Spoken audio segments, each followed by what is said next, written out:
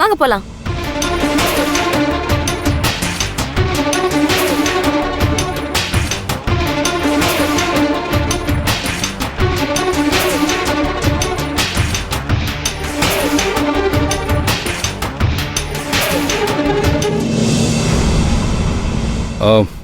காயத்ரி, நான் உங்ககிட்ட இருந்து இதை எதிர்பார்க்கவே இல்லை. நீ இந்த டெண்டரை மட்டும் காப்பாத்தல, எங்க குடும்பத்தோட ஒட்டுமொத்த மானம் மரியாதை எல்லாத்தையும் காப்பாத்திருக்க.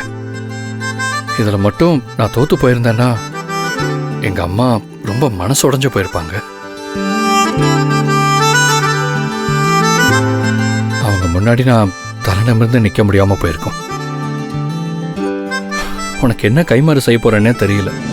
என்ன உங்க மனைவியே ஏத்துக்க போறீங்கல்ல, அதுதான் நீங்க எனக்கு செய்ய போற கைமாறு.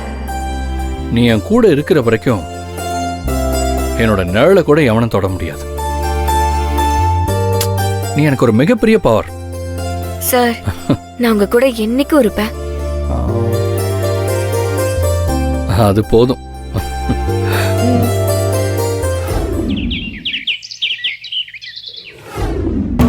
இத்தனை வருஷமா நம்ம கண்ட்ரோல்ல இருந்த அந்த காட்டன் மார்க்கெட் டெண்டர் ஒரு செகண்ட் அந்த ரங்கநாதன் கைக்கு மாற பார்த்துச்சு. என்ன சரியா சொல்ற? இது வரைக்கும் தோல்வியை சந்திக்காத ஆதிசங்கரி குரூப் ஆஃப் கம்பெனிஸ் முறையா தோல்வியை சந்திக்க போதுன்னு நினைச்சு நான் ரொம்ப மனசுடைஞ்சு போயிட்டேன் மாமி. எதனால் அப்படியாச்சு? எல்லாத்துக்கும் காரணம் சூழ்ச்சியும் துரோகமும் தான்.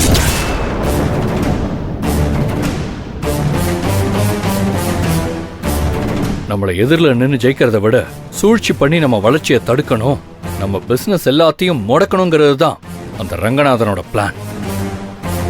அந்த சூழ்ச்சிக்கு துணையா நம்ம யாரை